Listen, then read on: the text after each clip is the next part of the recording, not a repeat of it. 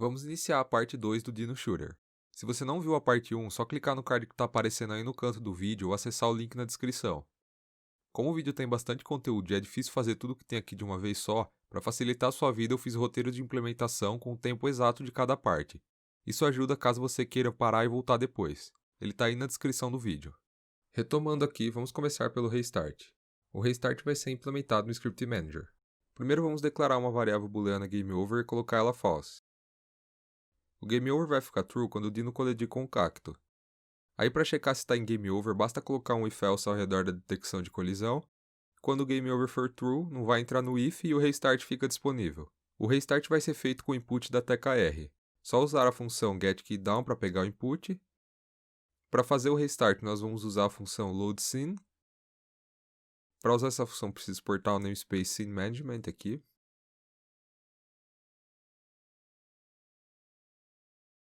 Aí na build do projeto tem que ativar a cena também.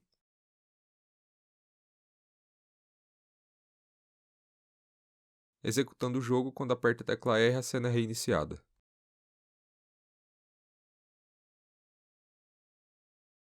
Eu tinha dito no final do vídeo da primeira parte que dava para fazer o flying com tudo que já tinha sido feito até aqui. Se você não tentou implementar ele, pause o vídeo e dê uma olhada pelo código, você vai ver que está tudo bem encaminhado. Primeiramente, vamos criar o GameObject do flying já com a animação dele batendo as asas. Vindo aqui no Sprite, só repetir aquele procedimento que fizemos com o Dino e o Cacto, colocar Múltiplo, abrir o Sprite Editor e escolher aqui Grid by Cell Count. Depois selecionar os dois frames e arrastar para a cena. Fazendo isso, ele já vai criar o animator e a animação. Só arrastar para a pasta Animation para manter organizado. No GameObject do Fly, vamos criar o componente Box Collider 2D. No Inspector da Box Collider, vamos ajustar as dimensões da caixa para encaixar perfeitamente no corpo. Para finalizar, criar o script e adicionar nele aqui e arrastar para a pasta Prefab.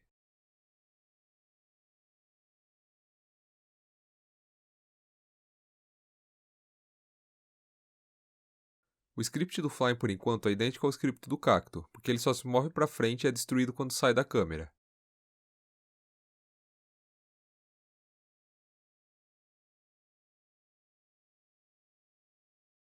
Esse objeto também vai ser adicionado na Layer Enemy para que a colisão seja detectada.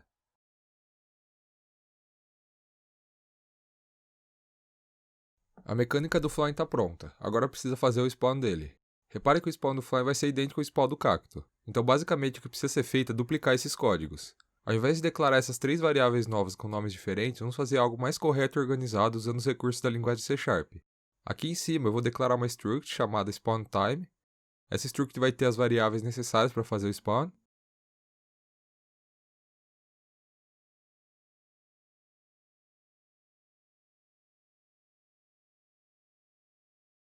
Vou declarar um SpawnTime para o Cacto e substituir as variáveis antigas.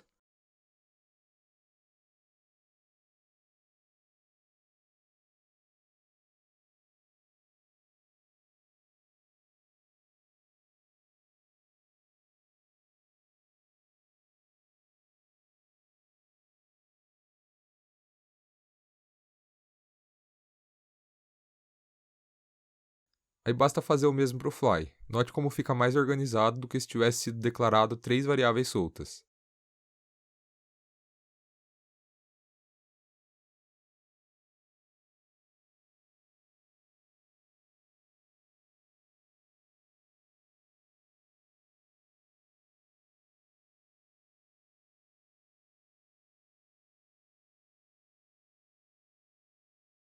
Para instanciar o Fly é a mesma coisa. Tem que declarar a variável do prefab e chamar a função instantiate.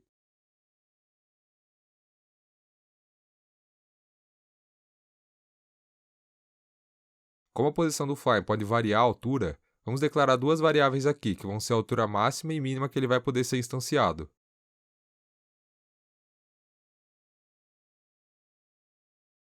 Aí aqui no instantiate, fazer um handle que gera um valor entre esse intervalo.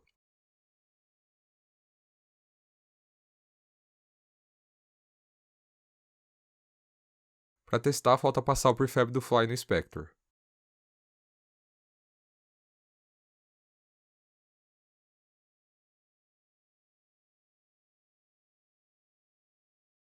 Vamos começar a parte mais legal, que é criar a arma. Eu atualizei lá na pasta dos sprites a arma, então é só acessar o link para poder baixar e importar para o projeto. Com o sprite no Unity, só fazer aquele procedimento de sempre, colocar filtro para point e dividir o sprite no modo automático para separar a arma do tiro.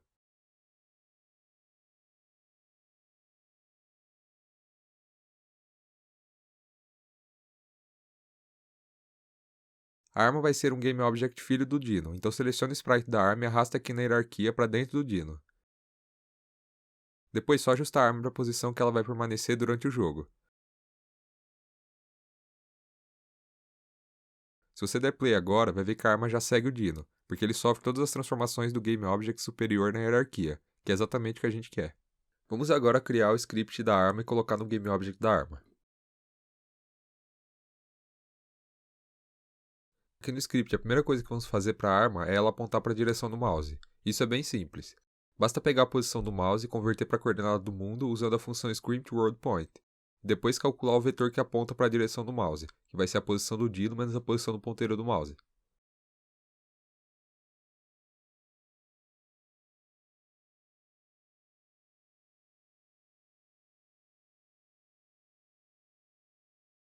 Vamos fazer um if usando a função getKey que vai permanecer true sempre que o clique esquerdo estiver pressionado.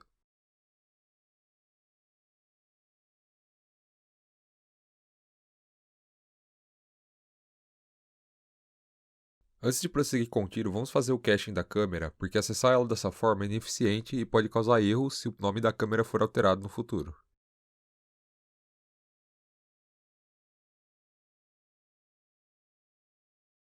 Voltando para o Unity, vamos criar o prefab do tiro. Aqui, arraste o sprite do tiro para a cena, renomeia ele para shot. Aí cria um script e adiciona nele. Depois arrasta ele para a pasta prefabs.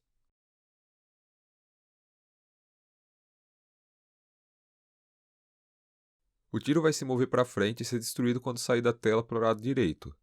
Aqui no movimento precisa multiplicar ele pela direção do vector right, porque esse vetor vai ser igual à direção para a qual a arma está apontando. Então multiplicando assim ele vai se mover nessa direção.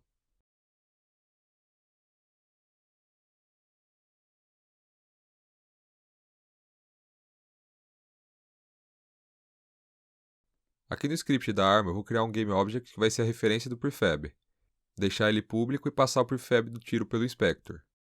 Aí aqui no if do disparo vou instanciar um tiro.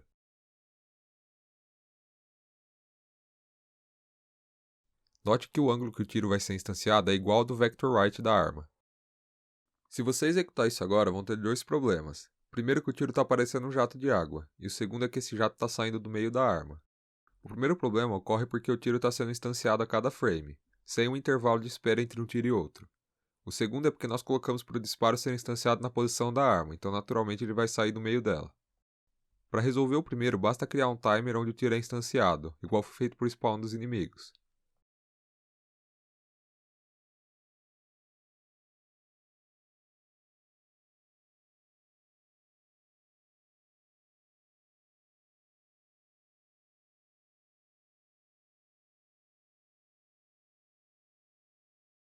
Testando ali no Unity, agora tem um intervalo de tempo entre um disparo e outro. Para o segundo problema, vamos voltar ali para o Unity.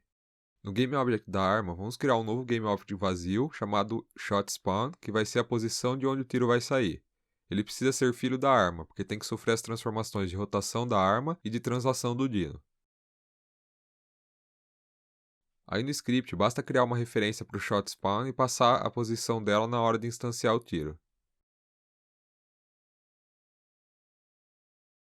Antes de dar play, não esqueça de passar o ShotSpawn para o script da arma.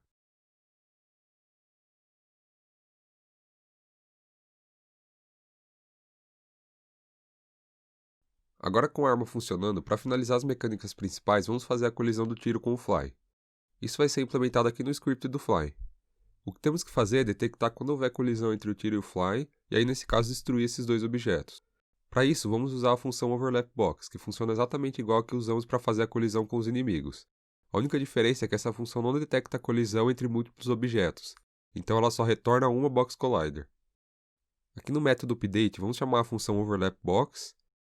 Os parâmetros vão ser a posição do Fly, o tamanho da caixa de colisão, que eu usei 0.2 e funcionou bem, o ângulo 0 e a layer que ele vai colidir, que vai ser a layer shot. Quando houver colisão, essa função vai retornar o collider de quem colidiu. E se for diferente de null, destrói o GameObject da caixa de colisão, que vai ser o tiro, e destrói o fly.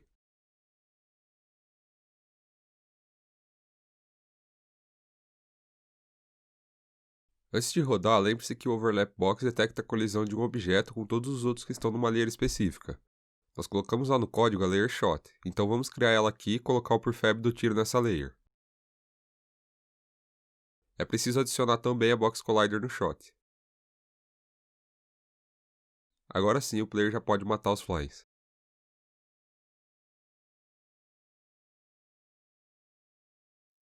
Até esse ponto, nós já temos a mecânica do jogo pronta. Só que se você ficar aqui jogando, vai ver que tá meio fácil, porque a dificuldade não muda com o passar do tempo. Então agora vamos implementar a progressão de dificuldade do jogo e fazer ela aumentar à medida que o tempo avança. Como você já deve ter imaginado, isso vai ser implementado no Script Manager, porque como eu disse anteriormente, é o script que controla o gameplay. Novamente, vamos criar outro timer que vai controlar o intervalo de tempo para a dificuldade aumentar.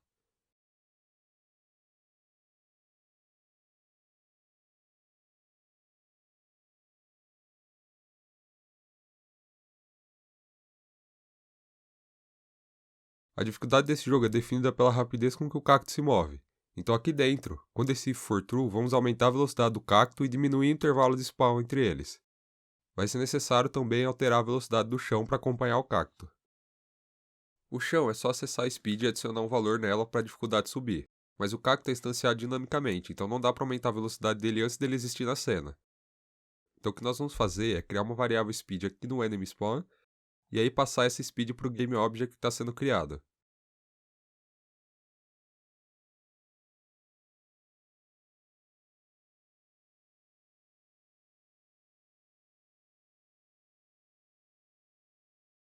Aí depois é só voltar lá e alterar a speed do enemy spawn que já é conectada com a instância do cacto.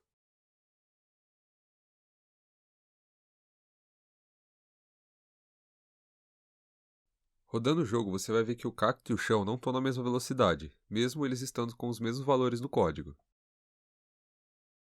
Isso acontece porque essas variáveis são públicas, então o valor que elas estavam no Inspector vão permanecer, mesmo que você mude no código. Então para deixar tudo igual, altere no Inspector para o mesmo valor. Esses valores que eu estou colocando aqui não precisam ser os mesmos, você pode colocar o que você achar que fica mais legal. Bom, agora que a dificuldade do jogo aumenta, vamos fazer a última coisa, que é colocar o score no game. Vamos adicionar o canvas aqui na cena. No inspector do canvas, vamos colocar um modo de escala para escalar junto com a tela.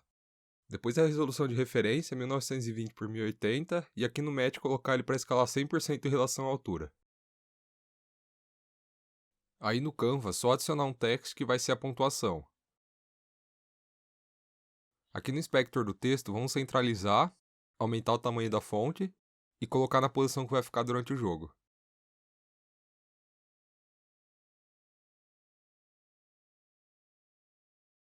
A fonte do Dino está junto com os sprites, é só importar e arrastar aqui para o inspector do texto.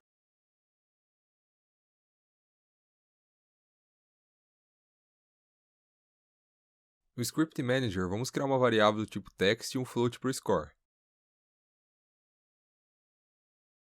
Para usar o text, precisa importar o namespace da UI. O score vai aumentar sempre que a dificuldade aumentar, então ali no if onde isso acontece, só somar 100 na variável score.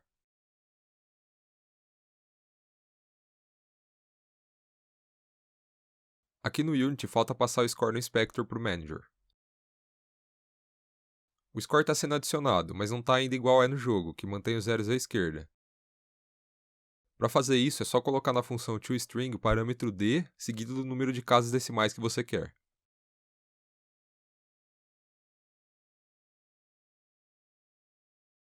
Com o score pronto, a mecânica principal do jogo está finalizada. Se você não entendeu alguma parte, eu recomendo que revise tudo que foi feito até aqui e deixe sua dúvida aí nos comentários, pois agora vamos entrar na etapa de polimento do jogo.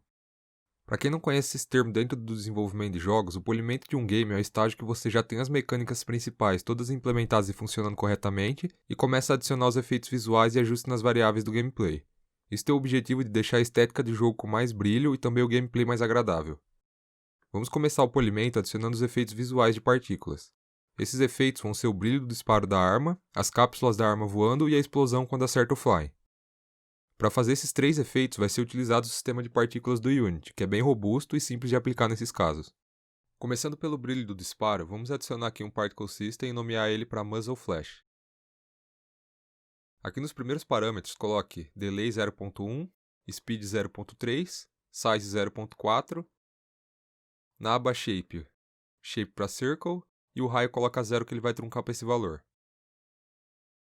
Vamos ativar 2 efeitos na partícula, o Color Over Lifetime e o Shape Over Lifetime.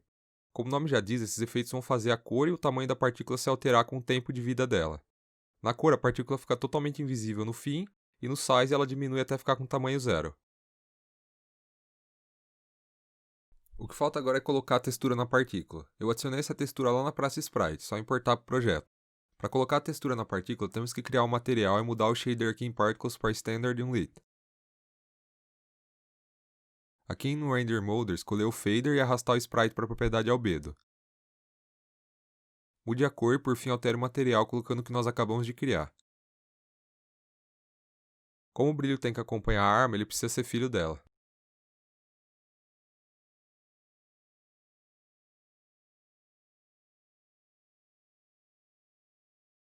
A última coisa que temos que fazer é ativar e desativar o brilho de acordo com o clique.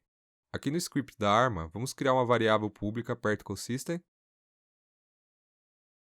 No update colocar um if, o getKeyDown, para ativar quando o clique for pressionado, e o getKeyUp, para desativar quando o clique for solto.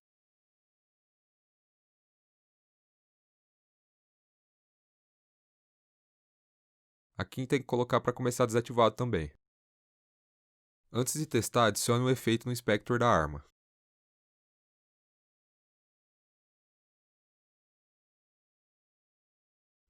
Agora vamos fazer a explosão do Fly. Vamos novamente criar outro Particle System.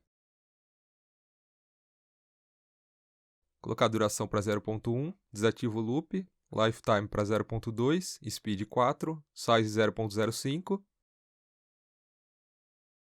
e muda a cor para cinza. Emission coloque 100. Aqui no Shape coloca Circle de novo e o raio 0. Verifique se está tudo ok aqui no Transform, senão o efeito não aparece. Lá no material coloca The Full Line. Esse Particle System vai ter que ser instanciado logo que o Fly for destruído. Nesse caso ele tem que ser um prefab. Agora indo para o script do Fly, vamos fazer a referência para o prefab da explosão. Aí quando o Fly for destruído, instancie o efeito. O efeito também é um Game Object, que precisa ser destruído para não ficar acumulando na cena. Aqui na função Destroy, você pode passar o tempo em segundos antes de destruir o objeto. Temos que colocar aqui o tempo suficiente para o efeito acabar. Aqui no Unity, para finalizar, passa por Fab no Fly.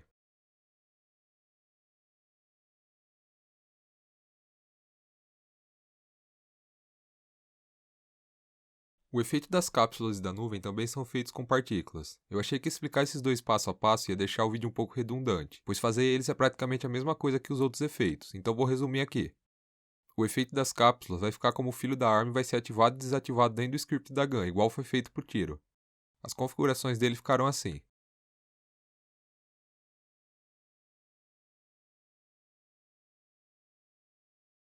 E as nuvens vão ficar aqui do lado direito emitindo as partículas. As configurações dela ficaram assim.